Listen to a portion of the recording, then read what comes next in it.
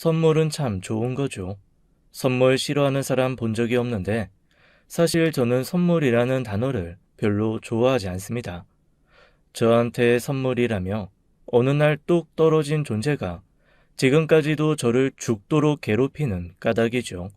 그 선물은 바로 남동생입니다. 제가 12살 되었을 때 부모님이 어느 날 너무나 행복한 얼굴로 저한테 이렇게 말씀을 하셨습니다. 우리 아들, 우리 아들이 행복해야 할 정말 좋은 선물이 있어. 엄마 아빠가 오랫동안 고민한 선물이야. 그 말에 사실 처음에는 좀 설렜어요. 사실 은근히 휴대용 축구 골대가 포함된 작은 축구장 세트가 가지고 싶다고 몇 개월 전부터 은근슬쩍 노래를 하던 참이었거든요. 혹 그걸 주시려나 싶어 설레기까지 했습니다. 그리고 그 나이의 아이가 선물을 싫어할 리가 없잖아요. 그런데 제 눈앞에 엄마 아빠가 선물이라고 내민 것은 제가 상상했던 로버트나 멋진 옷, 가방, 신발, 휴대용 축구 골대 이런 게 아니었습니다. 제 눈앞에는 꼬물거리는 갓난아이가 누워 있었죠. 제가 깜짝 놀란 얼굴로 부모님을 가만히 쳐다보자 부모님께서 기대 가득한 얼굴로 이렇게 말씀하시더라고요. 사실 네 동생을 갖고 싶어서 이 엄마 아빠가 오랫동안 노력하고 고민해 왔는데 입양을 하기로 했어. 이 아이가 이제부터는 네 동생이야. 그렇게 말하는 부모님의 표정은 정말로 행복해 보였습니다.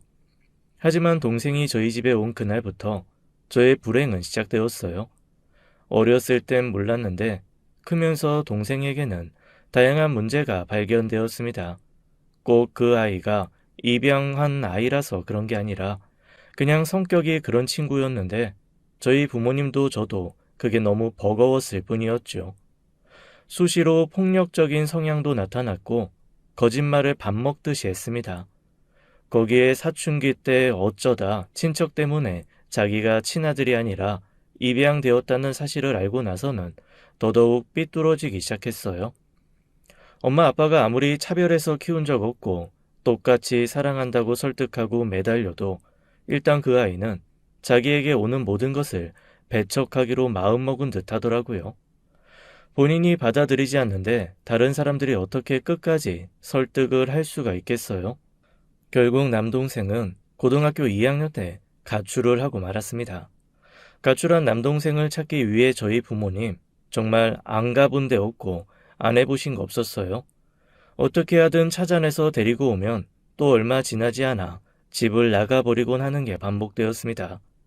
어쩌다가 자기 발로 집에 기어 들어왔다 싶으면 큰 사고를 치고 숨어 있으려고 집에 온 거고, 그러면 부모님은 또 그 아이가 친 사고 뒤처리 때문에 정신없이 사방을 뛰어다니셨어요. 수도 없이 그런 일이 반복되고 또 반복되었죠. 그 때문에 저는 수험생일 때도 제대로 부모님께 케어받은 적이 없어요. 늘 집에는 경찰이 들락거렸고 엄마 아빠는 혼자서 이것저것 알아서 잘하는 저보다 아픈 손가락인 동생에게 훨씬 더 많은 신경을 쓰셨으니까요. 처음에는 이해하려 했고 그 다음에는 무시하려 했습니다. 하지만 결국 남은 건 미움과 원망뿐이더라고요. 한 번은 저도 참다 부모님께 폭발해서 대든 적이 있습니다.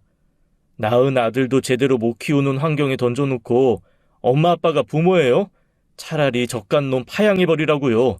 지금이라도 파양하고 나라도 잘 키우란 말이에요. 하나도 제대로 못하면서 둘은 무슨... 그때는 몰랐습니다. 제가 한 말이 얼마나 철이 없고 무서운 말이었는지 말이죠. 그 말을 듣고 부모님은 차마 화도 못 내고 멍하게 서서 저를 가만히 바라보기만 하셨습니다. 그런데 참 이상하죠. 두 분이 그렇게 바라보는 눈빛이 세상 어떤 꼬지람보다 제 심장을 더 쪼여들게 하더라고요. 있는 대로 분기탱청해서 쏟아내기는 했지만 금방 내가 진짜 하면 안 되는 말을 했구나. 한번 쏟아진 말이라 주워 담을 수도 없지만 나 진짜 큰 실수했구나 라는 생각이 들었습니다. 하지만 알량한 자존심에 그 말하고 바로 잘못했다고 빌 수는 없었죠. 괜시리 불안한 마음을 안고 냉정한 척 뒤돌았지만 그날 저를 보던 부모님의 영혼 없는 슬픈, 텅 비다 못해 차갑게 얼어붙어 조각난 것 같은 그 눈빛은 지워지지 않습니다. 부모님에 대한 죄송함의 크기만큼 동생에 대한 원망은 더 커지기 시작했어요. 결국 저는 그냥 없는 놈이다 치고 점점 동생의 존재를 제 머릿속에서 지워가기 시작했습니다. 동생 때문에 애면글면 애쓰면서 사는 부모님도 꼴보기 싫어서 대학교 들어가자마자 바로 집에서 나와 혼자 자취를 시작했어요. 엄마, 아빠 내심 집에서 함께 있었으면 좋겠다는 의견을 보이셨지만 그때만큼은 전 단호했습니다. 그렇게 집에서 나온 후로는 명절 때 아니면 거의 집에 안 들어갔던 것 같아요. 어차피 집에 가봐야 속상한 얘기만 듣고 아무도 저한테 신경 안 쓴다고 생각했거든요. 그렇게 부모님 두 분이 차례대로 돌아가실 때까지 저는 동생과 부모님 모두에게 거리를 두고 지냈습니다. 그런데 그런 동생과 제가 그래도 조금 화해를 하는 계기가 있었어요. 바로 엄마 장례식이었습니다. 저는 솔직히 동생 전화번호도 몰라서 연락도 못했거든요. 그런데 어떻게 제 친구 중에 누구와 연관이 좀 있었는지 장례 이튿날 허망한 얼굴로 헐레벌떡 뛰어왔더라고요. 이미 2년 전에 돌아가신 아빠 장례식장에서 저랑 한바탕 유산 문제로 싸운 후 동생 얼굴을 처음 보기는 했습니다. 그때도 아빠 장례식장에 와서 자기한테 남겨줄 유산 미리 달라고 행패 부리는 바람에 저희 엄마가 아빠 장례 치르면서 쓰러져서 수액 맞으셨거든요. 그 광경을 보던 친척들이 혀를 끌끌 차고 정말 난리도 아니었습니다. 저는 또 그런 상황이 발생할까봐 혼자서 마음 졸이며 동생을 보고 잔뜩 긴장을 했습니다. 그런데 이 녀석이 갑자기 털썩 주저앉아 펑펑 울면서 엄마 잘못했어요. 엄마 미안해요. 라며 대성통곡을 하는 거예요.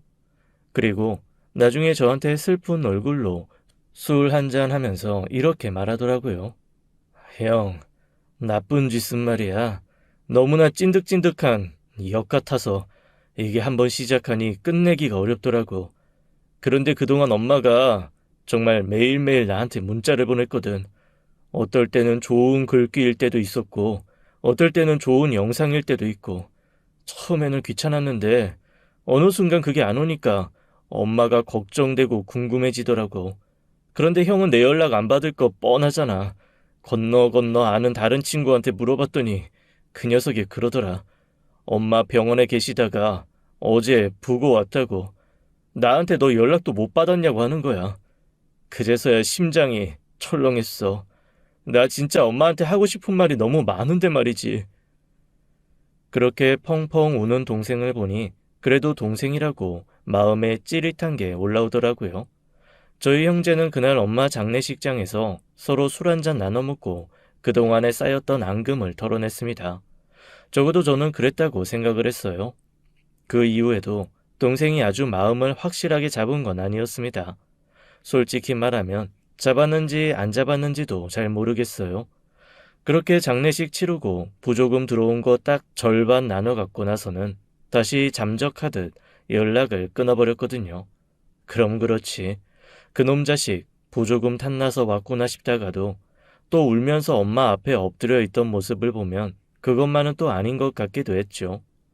저도 이래저래 생각하기 복잡해서 더 이상 생각하는 걸 그만뒀습니다. 그리고 무엇보다 동생에 대해 생각을 그만두게 된 가장 큰 계기 중 하나는 제 아내 때문이었어요. 아내는 세상에서 제 동생이 제일 싫다고 정말 너무 끔찍하다고 얘기할 정도로 동생을 싫어했습니다. 아마 처음에 동생과 인사를 했던 그때 동생이 말을 좀 본때 없이 했는 게 그게 성희롱처럼 느껴졌대요. 아내 성격이 조금 외골수 같은 부분이 있거든요. 자기가 한번 이거다 하고 생각이 고정되면 여간에서는 그 생각이 바뀌는 법이 없습니다. 좋게 말하면 강단 있게 밀어붙이는 힘이 있는 거고 나쁘게 말하면 영 융통성이 없는 그런 성격인 거죠. 그 성격을 제 남동생이 아주 제대로 건드렸고 완벽히 눈밖에 난 상황인 겁니다. 어쨌거나 살면서 별로 볼 일 없었으니 신경 쓰지 않다가 새삼스레 동생이 나타나서 저한테 형령하는 게 아내로서는 영 꼴 보기 싫었던 모양이에요. 장례 끝나고 얼마 뒤에 저한테 아주 진지한 얼굴로 이렇게 말하더라고요. 당신 지금 와서 새삼스레 형제가 노예니 뭐니 그런 거 챙길 생각 꿈에도 하지 마. 나 그 꼴은 절대 못 보겠어. 그게 무슨 소리야. 아니, 나도 그럴 생각 없어. 그리고 그놈 봐. 지금 연락도 안 하고 또 남남처럼 지내잖아. 걔가 나한테 먼저 연락할 일도 없고, 그렇다고 내가 먼저 걔한테 연락할 일도 없고, 괜히 있지도 않은 일 가지고 미리 지레짐작하고 걱정하고 그러지 마. 당신 그거 다 몸에 나쁜 기운 주고 병 만들어. 어? 안 그래도 내가 당신 주변 환경 때문에 없던 병도 생길 판이야. 아유, 세상에 형제 없는 거 하나 깔끔해가지고 그거 하나 기분 좋다 했더니 어디서 저런 진상이. 그렇게 사소한 걱정이 몸에 병 만든다는 말. 사실 그때까지만 해도 저는 그냥 빈말로 했던 말이었습니다. 그 말이 씨가 될 줄 그땐 정말 몰랐던 거죠. 그로부터 몇 달 뒤 아내는 갑자기 구토를 하며 쓰러졌고 병원에서 말기암 진단을 받았습니다. 병원에서는 정말 황당한 얼굴로 아니 이 상태가 될 때까지 어떻게 병원을 한번 올 생각을 안 했냐고 저희 부부를 무슨 원시인 보듯 바라보더라고요. 이 정도 진행이 됐으면 밥 먹는 것도 영 불편했을 거고 어쨌거나 일상생활도 원활하지 않았을 텐데 어떻게 이 상황이 될 때까지 병원을 안 올 수가 있냐는 거였습니다. 아무리 좋게 봐줘도 의사가 저희를 보는 얼굴은 진짜 한심에 한심을 더한 어이없는 표정이었습니다. 그런데 이게 좀 억울한 게 원래 아내가 연애할 때부터 사람이 예민하고 약간 신경질적인 부분이 많았거든요. 하다못해 신혼 초에는 윗집에서 발소리만 좀 크게 나기라도 한 날이면 그날 먹은 것을 다 토하고 소화를 못 시켜서 알아눕곤 했습니다. 사실 이것도 몇 번 경험으로 알았어요. 멀쩡하게 밥 잘 먹고 알러지도 없는데 이상하게 불편해하면서 다 토하는 거죠. 제가 아주 작정하고 일주일 휴가 낸 후 아내와 붙어 있으면서 그제야 파악을 했습니다. 꼭 무슨 불침번 서는 토끼처럼 윗집에서 뭔가 드륵, 쿵쿵, 탕탕 소리가 날 때마다 눈을 동그랗게 뜨고 벌떡 몸을 일으켜 긴장을 하더라고요. 그리고는 어김없이 그날 꼭 체해서 고생을 했습니다. 그래서 저희는 기껏 애써서 마련한 신혼집 아파트를 시세보다 싼 값에 처분하고 주변에 아무도 없는 횡댕 그레한 전원주택으로 이사를 했을 정도예요. 이사 후 아내가 얹히거나 토하는 일은 싹 없어졌습니다. 대신 주변에 아무것도 없으니 어두워지면 좀 무서워해서 저는 자의반 타의반 칼퇴근하고 저녁 약속 없는 성실 그 자체 남편이 되고 말았죠. 나중에 장모님 얘기를 들어보니까 어렸을 때부터 예민함이 정말 심했다고 하더라고요. 오죽하면 장모님이 저한테 이렇게 말씀하실 정도였습니다.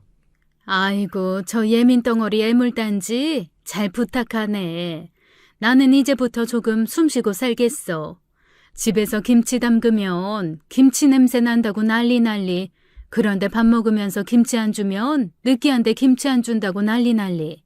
내가 제 비위 맞추다가 아주 그냥 쫄딱 늙어 죽을 뻔했거든. 고마워. 이렇게 나타나줘서. 김서방, 중간에 포기하지 말고, 응? 끝까지, 정말 끝까지 잘 부탁하네. 그리고 힘내봐. 아이고, 나는 이제 못해. 농담이 절반은 섞여 있었겠지만 분명 그건 장모님의 진심이었습니다. 그 정도로 제 아내는 민감하고 까다로운 사람이었습니다. 그래서 사실 저희 집에서는 아내가 구토하는 거 정도는 뭐 또 어디서 신경 쓰는 일이 있었나 보다, 그냥 좀 속 시끄러운 일이 있었나 보다라고 아무렇지도 않게 생각하고 넘어가는 일상적인 일이었거든요. 그런데 그게 몸 안에서 오랜 시간 병이 자라 더 깊어졌다는 걸 몰랐던 겁니다. 아내는 단호한 성격만큼이나 세상도 단호하게 떠났습니다. 오랜 시간 투병하며 앓지 않은 건 다행스러운 일이었지만 미처 이별할 시간도 없이 진단받고 몇 주 되지 않아 후다닥 세상 소풍을 끝내고 가버렸습니다. 그나마 아내가 세상 떠나기 1년 전 홀로 남아 계셨던 장모님이 먼저 가신 것이 다행이라면 다행이랄까요. 평생 까다로운 딸 뒷바라지 하시다가 훌훌 털어내고 몇 년 자유롭게 사시다 가신 거니까요. 그리고 딸이 앞서 놓은 것도 보지 못하셨고요. 제 짐작이기는 하지만 자기 엄마 그렇게 떠나보내고 아내의 병이 갑자기 깊어진 것 같기도 합니다. 세상 떠나기 전 1년 동안 사실 제대로 먹고 자지 못했거든요. 하여튼 저는 아내도 그렇게 허망하게 떠나보내고 말았습니다. 불과 3년도 되지 않은 시간 동안 저희 부모님, 장모님의 아내까지 다 보내면서 슬퍼할 겨를도 없었습니다. 게다가 아내가 세상 떠나기 전 아주 저를 기함하게 만드는 일을 하나 훅 던져줬거든요. 그 일의 시작은 제가 아내랑 연애할 때로 거슬러 올라갑니다. 허유, 그때도 저를 달달 볶았던 사건이었는데 아니 무슨 기억력이 그렇게 좋고 뒤끝이 긴지 이 여자 죽기 전까지 그 사건을 들먹이며 저를 올가매더라고요. 그 사건이라는 게 어이없게도 제 첫사랑 얘기입니다. 아내와 만나기 전에 제가 몹시 안달복달 애명글면 따라다녔던 첫사랑이 있었습니다. 저보다 3살 위인 누나였는데 같은 동네에서 미술 학원을 함께 다니던 사람이었어요. 학생 때부터 그 누나한테 반해서 재능도 없는 미술 학원을 6년이나 다닐 정도였습니다. 그리고 나중에는 그 누나도 제 마음을 알고 저와 아주 잠깐 풋풋한 연애를 했죠. 뭔가 로맨틱하고 찐득한 연애가 아니라 그야말로 첫사랑 영화에서나 나올 것 같은 그런 몽글몽글한 다정한 연애였어요. 그런데 아내와 결혼하고 저희 집에 인사를 가던 어느 날 동네에서 그 누나를 마주한 겁니다. 그 누나와 반갑게 인사하며 서로 잠깐 눈빛을 주고받았는데 아내가 그거를 예민하게 캐치를 한 모양이에요. 저한테 누구냐고 싸늘하게 묻더라고요. 그래서 그냥 예전부터 알던 동네 누나다라고 대답을 했는데 아이고, 제 주책 맞은 남동생이 그 자리에서 완전 비웃는 목소리로 글쎄 이렇게 말을 해버린 겁니다. 아이고, 뭘 동네 누나야. 아는 누나기는. 형수, 저분이 우리 형의 모든 순정과 젊은 시절 애정과 사랑을 다 가져간 그런 여자입니다. 우리 형 인생의 마돈나. 이야, 우리 형 정말 순애보 영화 10편은 찍었을걸요. 저 누나 때문에. 그 순간 싸늘하게 변해 딱딱하게 굳어버린 아내의 얼굴을 저는 잊을 수가 없습니다. 사고 쳐놓고 남동생은 뭐가 그렇게 신났는지 비실비실 웃으면서 계속 얘기를 이어나가더라고요. 이야, 우리 형이 진짜 미술에 소질 없거든요. 그런데 저 누나랑 같이 미술학원을 다니겠다고 글쎄 6년인가 7년인가?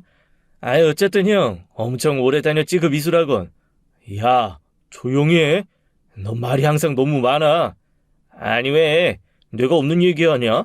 이게 사람이 없는 얘기를 하면 사기인데 있는 얘기를 하면 그건 진실이라고. 형, 다 맞는 말이잖아. 저 누나한테 반해가지고 정신 못 차리고 저 누나가 우리는 아무래도 안 될 것 같으니 그냥 아는 누나 동생으로 돌아가자고 했을 때 그 얘기 듣고 온 날 형 마시지도 못한 술 엄청 마셨잖아.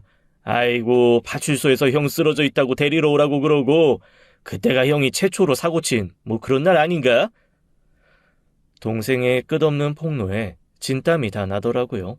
사실 제 아내가 일반적인 성격의 여자였으면 저도 그냥 웃으면서 뭘 그렇게 옛날 얘기 길게 하냐고 퉁박 주고 농담처럼 넘어갔을 텐데 제 아내는 그런 성격이 아니거든요. 아니나 다를까 동생의 말을 듣고 제 아내가 눈물을 글썽글썽 하는 걸 보며 이거 정말 앞으로 살면서 수시로 이 일은 나를 괴롭히겠구나라는 느낌이 확 들었습니다. 제 짐작대로 그날 이후 아내는 세상을 떠나는 그날까지도 툭하면 그 누나 얘기를 꺼내면서 제 속을 한 번씩 긁곤 했습니다. 글쎄 죽기 전에도 이러는 거였죠. 당신 첫사랑 누나라는 사람, 그 사람은 건강하겠지. 미안해. 내가 아니라 그 첫사랑이랑 맺어졌으면 마누라 일찍 하늘나라 보내는 일도 없었을 텐데. 당신한테 내가 괜한 고생, 괜한 경험 시킨다. 아이고 뭐 그런 말이 있어. 내가 그리고 계속 얘기하지만 나 이제 그 사람 얼굴도 생각 안 나. 그냥 어렸을 때 잠깐 동네에서 정들었던 사이지 심각한 사이도 아니었다고. 내가 진짜 10만 번쯤 얘기했잖아. 당신도 이제 마음 좀 풀고 마음 좀 넉넉하게 두고 편안하게 살아. 이 병이 마음이 불편하면 안 되는 병이야. 어? 그렇게 세상 마지막을 맞이하는 그때까지 제 아내는 그 누나 얘기를 했고 저는 그 누나가 아닌 당신을 사랑한다는 걸 끊임없이 아내에게 증명해야 했습니다. 아주 동생 때문에 한 번 더 제 등골이 서늘했던 순간이었죠. 어쨌건 아내가 세상을 그렇게 떠난 후 저는 다시 한번 외롭게 남겨졌습니다. 비록 잔소리도 많고 예민하고 질투심도 심한 아내였지만 그래도 제 옆에서 이런저런 얘기같이 나누고 친구처럼 함께 해줬던 사람이 없어지니 몹시 외롭더라고요. 당최 뭐부터 어떻게 해야 될지도 모르겠고 일상을 어떻게 살아야 될지도 모르는 기묘한 상황에 봉착했습니다. 그렇게 세월이 지났습니다. 저희한텐 아이가 없었고 아내를 잃은 후엔 뭘 할 수 있는 게 없어서 일만 했더니 돈은 꽤 많이 벌리고 모았습니다. 갑자기 이런 생각이 들더라고요. 이렇게 모은 돈 다 쓰지도 못하고 죽으면 결국 동생 놈만 내 재산 다 갖고 가서 신나게 인생 살 텐데 갑자기 그게 너무 억울하다는 생각이 드는 거예요.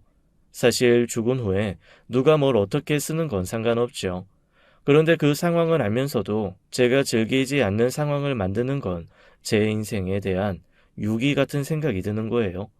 지금이라도 조금 즐기면서 살아야겠다는 생각이 마치 계시처럼 제 가슴에 들어오더라고요. 그래서 한동안 연락도 끊고 소원하게 지냈던 동창들에게 조금씩 연락을 돌리기 시작했습니다. 다들 제가 부모 잃고 아내 잃고 그냥 첩거하듯 사니 서로 연락을 못하다가 제가 먼저 연락을 하니까 아주 반가워하면서 기꺼이 저를 맞이해 주더라고요. 그러면서 다들 하는 얘기가 안 그래도 제가 어렸 적에 살던 동네 재개발 확정되면서 그동안 연락 안 했던 사람들도 다 연락돼서 한번 만나기로 했다며 나오라는 거예요. 참 희한하게 아무리 오랜 시간 떨어져 있었어도 그렇게 옛날에 자라면서 알고 지냈던 사람 만나는 게 가장 편할 때가 있더라고요. 그 얘기를 듣자마자 갑자기 너무 그 옛 친구들이 그리워지는 거예요. 만날 날짜가 손꼽아 기다려지기까지 했습니다. 그리고 그렇게 나간 동네 모임에서 저는 아내가 그토록 죽는 날까지 경계했던 제 첫사랑을 30년 만에 만나게 되었습니다. 와, 멀리서도 한눈에 알아보겠더라고요. 그리고 단순히 첫사랑에 대한 아련한 기억 때문이 아니라 그 나이가 됐는데도 어쩌면 그렇게 곱고 예쁜지 보는 제가 다 당황스러울 정도였습니다. 조금도 늙거나 변하지 않고 세월을 고스란히 비껴간 듯한 모습이더라고요. 사실 저는 어떤 사람이 나타났을 때 주변의 모든 소리가 사라지고 천천히 슬로우 비디오처럼 광경이 바뀌는 건 그냥 영화에서 쓰는 효과인 줄 알았습니다. 그런데 실제로 그렇게 느껴지더라고요. 생생하게 기억납니다. 한참 맥주 따라 마시고 있는데 짤랑 문이 열리며 그 위에 달린 종이 울리더라고요. 부지불식간에 고개를 돌렸는데 그때부터는 모든 것이 느리게 흘렀습니다. 주변 소리가 순식간에 사라지고 그녀가 들어오더라고요. 어깨까지 오는 머리는 살짝 웨이브가 들어가 있고 마치 소녀처럼 반짝이가 달린 까만 머리띠로 앞머리를 싹 넘긴 모습이었습니다. 나이가 느껴지지 않게 날씬한 몸과 선명한 보라색의 투피스, 그리고 제법 굽이 있는 까만 구두까지 조금 창피하지만 잡지의 모델이 걸어나온 느낌이었습니다. 제가 멍한 얼굴로 가만히 바라보고 있으니 친구들이 피식피식 웃으면서 저한테 그러는 거예요. 야, 우리가 너 그런 표정 지을 줄 알았다. 딱 예상한 대로구만. 아우째 너는 우리 예상을 조금도 벗어나질 않냐? 야, 저 누나 하나도 안 변했지? 그대로지? 우리도 지난번에 만나보고 진짜 깜짝 놀랐어. 야, 나이는 우리만 먹었더라. 저 누님은 변한 게 하나도 없어요. 사실 친구들이 뭐라고 떠드는지 귓속으로 흘러 들어왔다가 다시 흘러나가 버렸습니다. 하나도 머릿속에 남지 않더라고요. 그리고 멍했던 제 정신은 그 누나가 천사 같은 표정으로 제게 다가와 말을 거는 순간 다시 되돌아왔습니다. 세상에, 너무 오랜만이다. 그동안 여기저기에서 어떻게 살았는지에 대한 소문은 들었어. 한번 연락해보고 싶었는데 불편해할까봐 연락도 못했네. 미안해. 그래도 이렇게 지금이라도 만나서 너무 반갑고 좋다. 너 참 그대로다. 에이, 그대로는 무슨 완전 노인네 다 됐지. 누가 외모 말했어? 눈빛이 그대로라고. 다정하고 따뜻하고 꿈꾸는 것 같은 폭신한 눈빛. 그렇게 말하는 누나는 저를 순식간에 10대 후반, 20대 초반 그 시절로 데리고 갔습니다. 누나의 얘기를 듣고 친구들이 야유를 하며 짓궂게 놀리기 시작했지만 그런 것도 아무 상관이 없었습니다. 그날 저는 제가 그 자리에서 다른 친구들과 무슨 얘기를 했는지 전혀 기억이 나지 않아요. 그냥 그 누나와 나눴던 얘기, 그 누나와 같이 있었던 것만 기억이 납니다. 그리고 그 만남 이후로 저희는 소위 말해 제대로 썸을 타기 시작했습니다. 아니, 그냥 20대 때 그때로 돌아가서 다시 서로에게 좋은 감정을 가지게 되었다고나 할까요? 죽은 아내가 예상한 대로 된 것 같아 조금 미안하긴 했지만 기침과 사랑은 숨길 수가 없다고 하잖아요. 누나에 대한 마음을 제가 숨기지를 못하겠더라고요. 게다가 누나도 그 옛날과는 달리 저한테 몹시 적극적으로 다가오는 게 느껴졌습니다. 사실 예전에 만났을 때는 나이도 그렇고 상황도 그렇고 저한테 조금 튕기는 게 없잖아 느껴졌는데 지금은 그런 거 없이 엄청 적극적이더라고요. 본인 살아온 얘기도 제가 묻지도 않았는데 주절주절 털어놓기도 했습니다. 워낙 얼굴이 고와서 그렇게 크게 고생 안 할 줄 알았는데 엄청 고생했더라고요. 2번 이혼을 했는데 이혼할 때마다 아마 전 남편들이 몹시 괴롭혔던 모양이에요. 첫 번째 남편은 도박 중독이었어. 몰랐지 뭐. 그냥 돈 잘 버는 사업가인 줄 알았는데 알고 보니까 다 도박판에서 벌어온 돈 그대로 다시 도박판에 쏟아붓는 그런 남자더라고. 그래서 이혼했는데 결혼한 지 1년 만에 하는 이혼이어서 주변에 사실 말도 못하고 도둑 이혼하듯이 그렇게 몰래 이혼했어. 이혼하고 나서도 도박판에 있던 사람들이 얼마나 나를 찾아왔는지 몰라. 빚 갚으라고. 결국 그 사람한테 벗어나려고 의지했던 남자가 하나 있었는데 처음에는 든든하고 남자다운 모습에 나 좀 지켜줄 수 있을 것 같았거든. 아이고, 그런데 알고 보니 그놈은 또 폭력. 에휴, 폭력이 생활인 놈이더라고. 내가 남자 보는 눈이 정말 없나 봐. 그냥 네가 나 좋다고 할 때 얼른 널 잡았어야 했어. 생각해보면 가장 완벽한 남자였는데 내가 널 못 잡은 거 그때부터 내 인생에 꼬인 게 아닌가 싶어. 그렇게 말을 하면서 촉촉한 눈빛으로 저를 바라보는데 가슴이 쿵 하고 내려앉는 것 같았습니다. 제가 그 찡긋하는 눈웃음에 반했던 거였거든요. 젊은 시절 저를 설레게 했던 그 눈웃음은 여전하더라고요.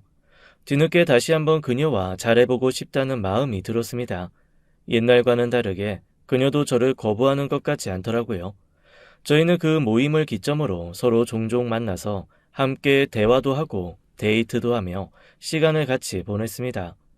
그렇게 같이 지낸 게 6개월 정도 되다 보니 저도 모르게 제가 그녀의 울타리가 되어주고 싶다는 생각이 들더라고요.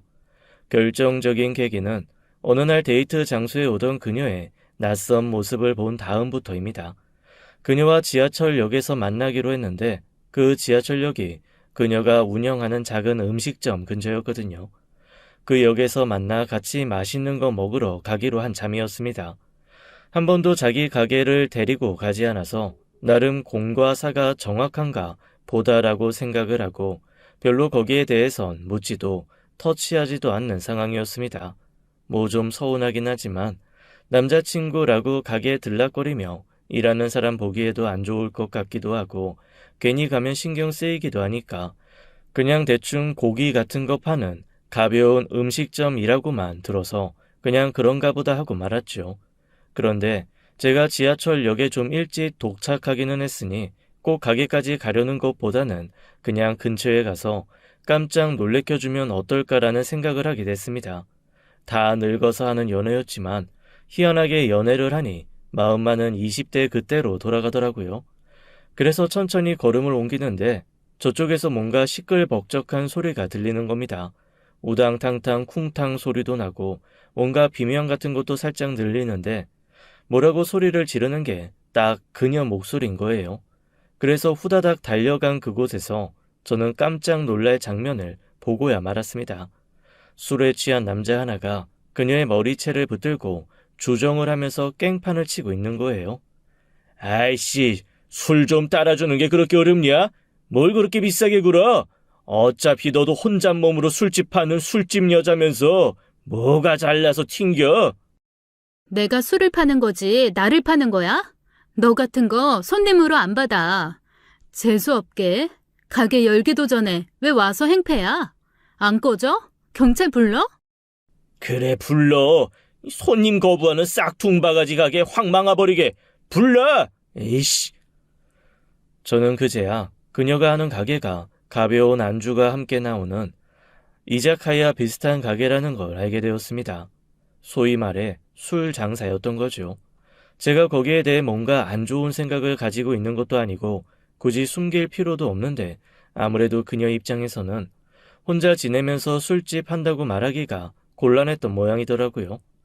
그런데 그렇게 여자 혼자 가게 한다고 뭔가 손님들한테 홀대에 당하는 장면을 보고 나니까 살짝 피가 거꾸로 솟는 느낌이었습니다.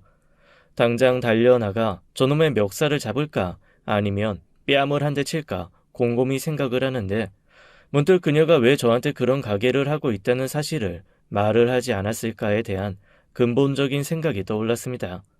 본인이 숨기고 싶고 말하기 싫었던 건데 그걸 제가 굳이 이 자리에서 뛰쳐나가 그녀를 당황스럽게 만들 필요는 없다라는 생각이 들더라고요. 정말 피가 거꾸로 솟았지만 마음을 꾹 내려 참고 멀리서 지켜봤습니다. 여차하면 정말 경찰을 부르려고 핸드폰까지 손에 쥐었는데 이미 어디서 전적이 있었는 듯 취객은 행패를 부리다가 제 풀에 못 이겨 근처 도로가에 주저앉아 골아 떨어져 버렸습니다. 그녀가 가게 안에서 나와 안절부절 못하던 직원들을 들여보내며 주변 정리를 하더라고요. 그 장면까지 보고 천천히 지하철역으로 걸음을 옮겼습니다. 얼마 지나지 않아 그녀에게 연락이 오더라고요. 가게에 조금 급한 일이 생겨서 한 20분 정도 늦을 것 같다고 말이죠.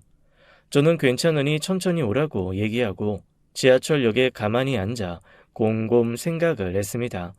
어차피 그녀도 저도 이제 더 이상 누구 다른 사람 만날 나이도 아니고 서로가 서로에게 좋은 마음 가지고 있는 것도 확실하니 이쯤에서 그냥 살림을 합치던가 같이 살자는 얘기를 해야 되겠다라는 마음을 굳혔죠. 다다다 달려오는 그녀는 급하게 머리도 다시 묶고 뭔가 화장도 다시 한 듯 조금 상기된 얼굴이었습니다. 당장은 아무 말도 하지 않았어요. 대신 그날 헤어지면서 이렇게 얘기했습니다. 우리 그냥 같이 하는 게 어때? 같이 하다니 그게 무슨 얘기야? 아니 뭐 이제 서로 내외하고 그럴 것도 없고 당신도 나 좋아하고 나도 당신 좋아하고 서로 피할 거 없잖아. 그냥 더 나이 들기 전에 같이 살면 어떨까 싶어서 그러지. 그러자 그녀의 얼굴이 뻘겋게 달아오르더라고요. 그리고는 갑자기 저를 꼭 끌어안고 펑펑 울기 시작하는 겁니다. 고마워. 그렇게 말해줘서 너무 고마워. 사실 만난 지 얼마 안 되면서부터 내가 먼저 그렇게 하자고 얘기하고 싶었어. 그런데 내가 너무 가진 것도 없고 당신한테 미안하기도 하고 볼 면목도 없어서 말 못하고 있었거든. 먼저 그렇게 얘기해줘서 너무 고마워. 내 든든한 울타리가 되어줄 거지? 그 얘기를 딱 듣는데 뭐랄까 갑자기 평생 느껴보지 못한 어떤 남자로서의 자존심이 불끈 솟아오르는 게 느껴졌습니다. 든든한 울타리가 되어줄 거냐는 그 말 한마디에 가슴이 두근두근 벅차오르면서 저는 그녀에게 그날 제 카드를 한 장 줬습니다. 사실 얼마 전부터 생각하고 있었던 거였습니다. 항상 만나면서 보면 카드 한 장 없이 현금 들고 다니면서 소박하게 돈을 쓰더라고요. 물론 밥은 제가 사고 한 번씩 차를 사는 정도이기는 했지만 낡은 지갑에서 동전과 지폐 꺼내 지불하는 걸 보며 경제 사정을 어림짐작하고 있었거든요. 자, 여기 울타리가 주는 첫 번째 든든함이야. 뭐 당신이 허투루 돈 쓰는 사람 아니라는 거 알아서 주는 거야. 이거 가지고 있다가 급하거나 꼭 써야 할 때 있으면 그때 당신 하고 싶은 거 해. 그러자 그녀가 정말 눈물을 흘리며 고마워하더라고요. 하지만 그 이후로 몇 달이 지나도록 그녀는 제 카드를 정말 허투루 쓰는 법이 없었습니다. 제가 진짜 너무 귀여웠던 게 카드 주고 일주일 정도 지났을 때였나 띠링하고 카드를 썼다는 알람이 울리는 거예요. 제가 카드를 주고 나서 처음 울리는 알람이었습니다. 편의점에서 5,000원도 안 되게 썼더라고요.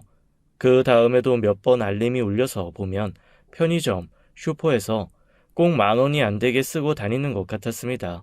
너무 귀엽더라고요. 제 주변에 보면 뒤늦게 만난 여자가 카드 가지고 나가 백화점에서 미친 듯이 쇼핑하고 다니고 이상한 거 사가지고 속 뒤집는 사람이 한둘이 아니던데 말이죠. 너무 귀엽고 사랑스러운 거 있죠. 그래서 제가 한 번은 진짜 배를 잡고 웃으며 그녀에게 물어봤습니다. 아니, 편의점이랑 슈퍼에서 뭘 그렇게 사? 그런데 그녀가 살짝 당황한 목소리로 얼버무리더라고요. 아, 그냥 뭐 자잘자잘한 군것질이지 뭐. 아니 그냥 갑자기 핫바가 먹고 싶은데 손에 잡히는 카드가 그거밖에 없잖아. 에이, 그거 샀다고 뭐라 그러는 거 아니야. 귀여워서 그러지. 우리 나이에 핫바라니. 그리고 그런 걸로 식사 때우고 그러는 거 아니지? 좋은 식당 가서 든든한 거 먹어. 그러라고 준 거야, 어? 알지. 고마워. 그렇게 할게. 고마워. 내가 얼마나 고마워하는지 알지? 그 이후에도 한두 번 제가 준 카드는 동네 편의점에서 종종 사용되었습니다. 은근히 군것질 좋아하네 라는 생각을 하다가 문득 저랑 같이 있을 때는 밥도 새 모이만큼 먹고 군것질은 전혀 안 한다는 게 떠오르더라고요. 제가 뭔가 권할 때마다 늘 먹으면 그만큼 움직여서 빼야 하는데 그게 더 귀찮다고 거절했거든요. 어디 여행을 가서도 저는 여자친구와 맥주 한잔 하고 싶은데 그때마다 그녀는 가게에서 맨날 술을 보는데 이런 데 나와서까지 먹는 건 지긋지긋하다고 입에도 대지 않습니다. 그런데 그렇게 혼자 있을 때는 꼬박꼬박 군것질 거리를 사는 걸 보면 뭐랄까 이 사람이 나랑만 술을 먹기 싫어하나? 라는 생각이 들 정도였어요. 그리고 더 웃긴 건 뭔가 품목이 좀 늘어나게 산 후에는 바로 취소를 하고 다른 카드로 바꾸는 듯한 느낌이 드는 겁니다. 제 카드로 안 사는 거죠.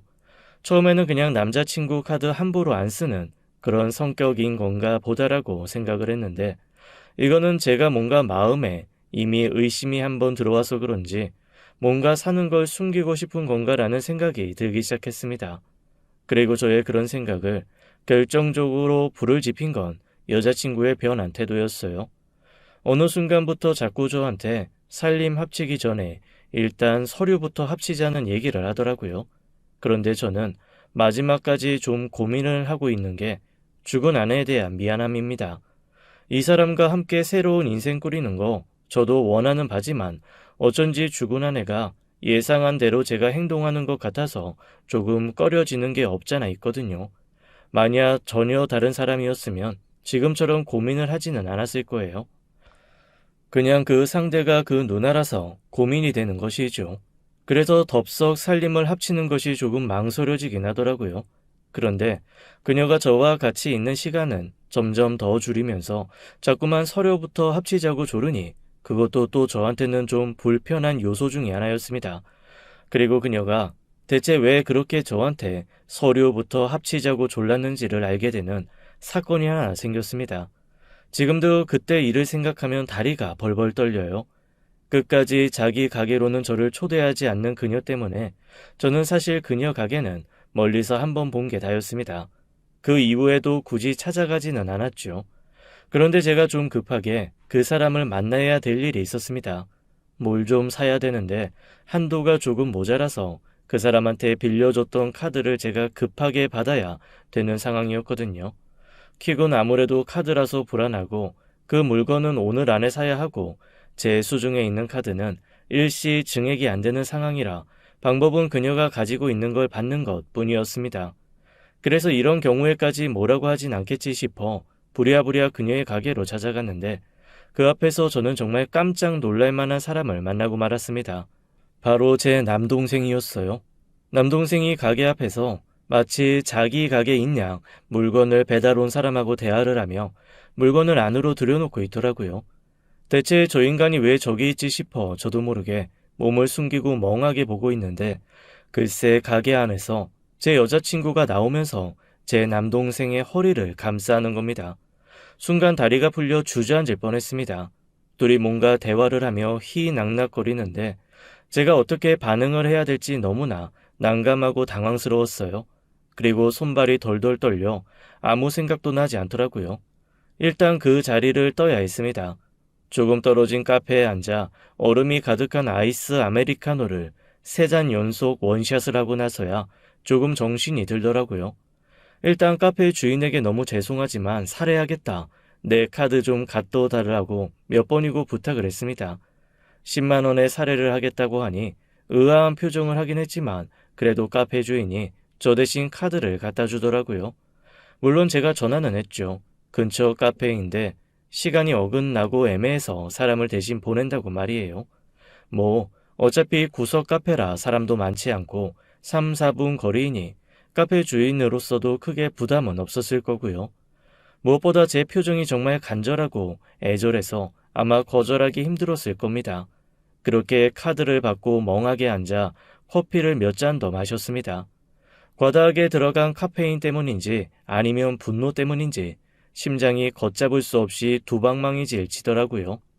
이후 시간이 좀 지나 황당함이 잦아든 후에 찾아온 건 분노였습니다.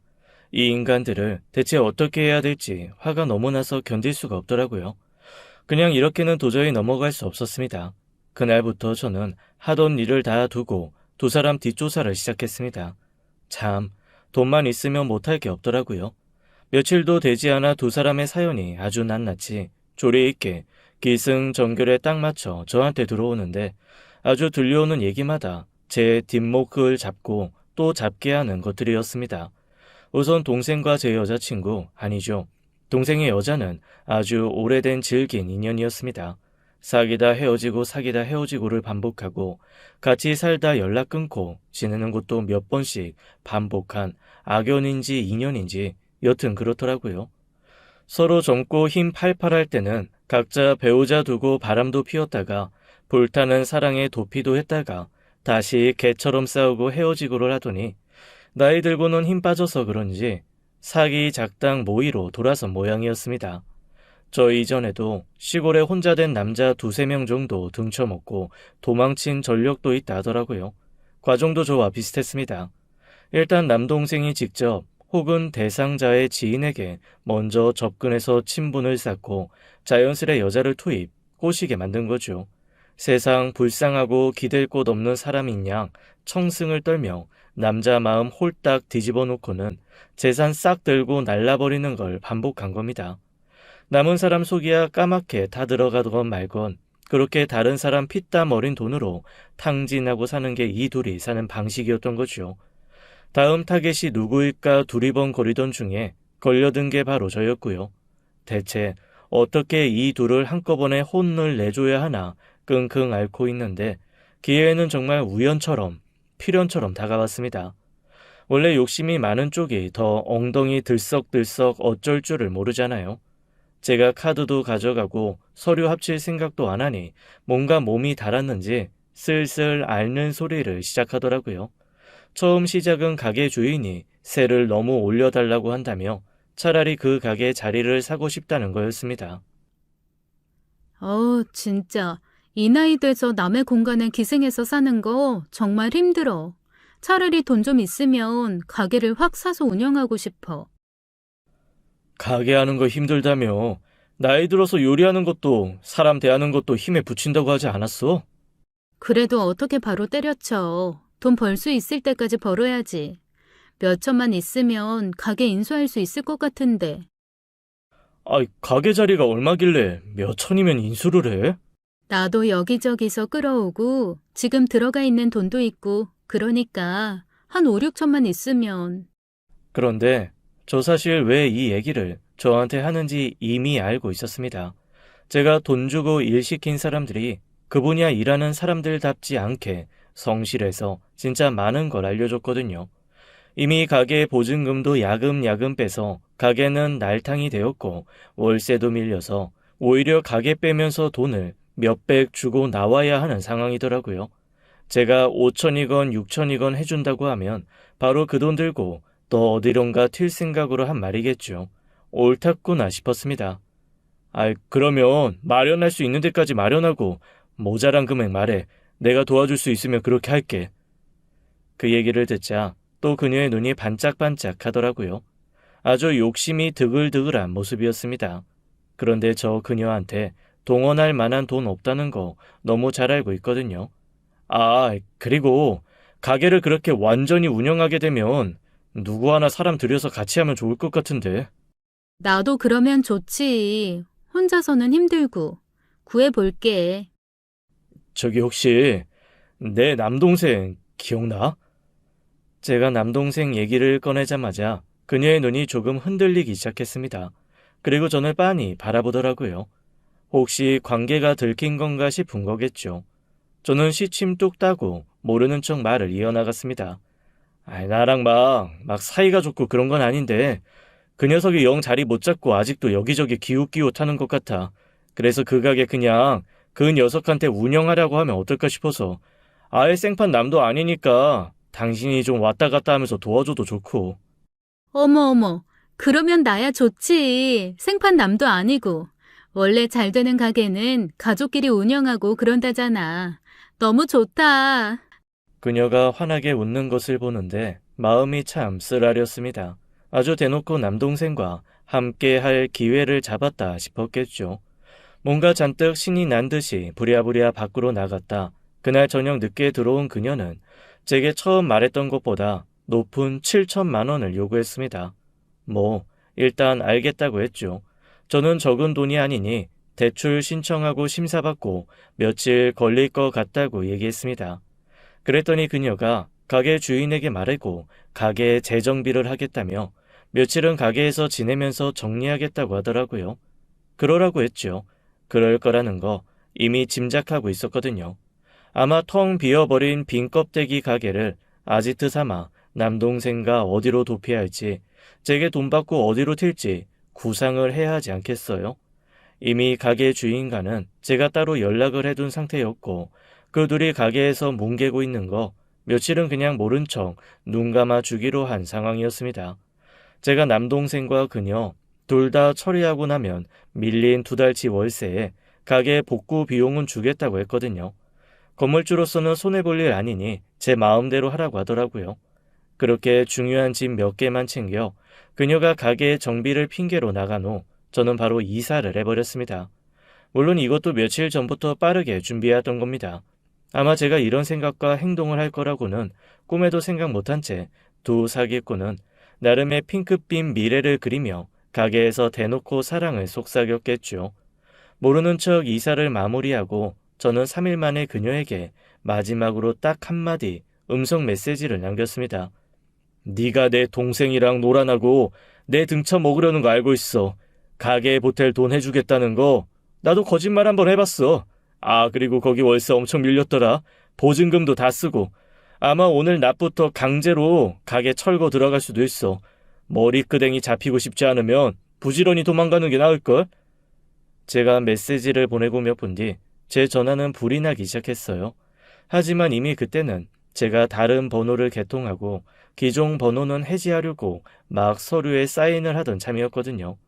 어차피 지속적으로 연락하는 사람은 몇 없고 이제라도 예전의 저와는 다른 삶을 살려면 일단 옛것을 끊어내는 게 먼저였으니까요.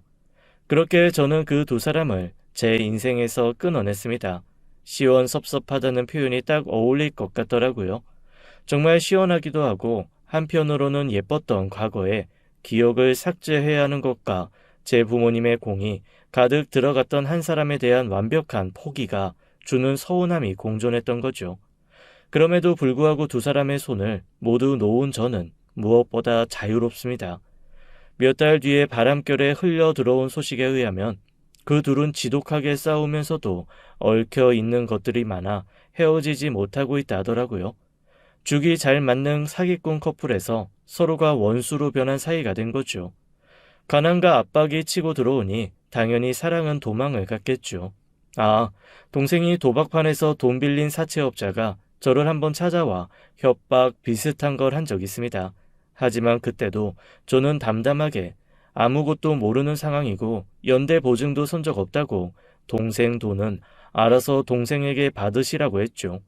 살짝 동생이 다쳐도 되냐고 협박 비슷한 거 하길래 마음대로 하라고 담담히 말했더니 뭔가 노선이 잘못 탔다고 생각했는지 다시는 연락을 안 하더라고요. 요즘 저는 뒤늦게 나타난 첫사랑한테 정신 팔려 노년 인생 싹 말아먹을 뻔했는데 정말 구세일생으로 살아난 기분입니다. 사실 죽은 아내의 예민함 때문에 서류 합치는 걸 망설인 게 계기였으니 하늘에서 아내가 저를 지켜준 게 아닌가 싶은 생각마저 듭니다. 말 그대로 두 번째 인생을 선물 받은 느낌이랄까요? 앞으로는 그냥 그 누구도 믿지 않고 저 혼자 행복하게 즐기면서 살아보려고요. 그게 속 편할 것 같습니다.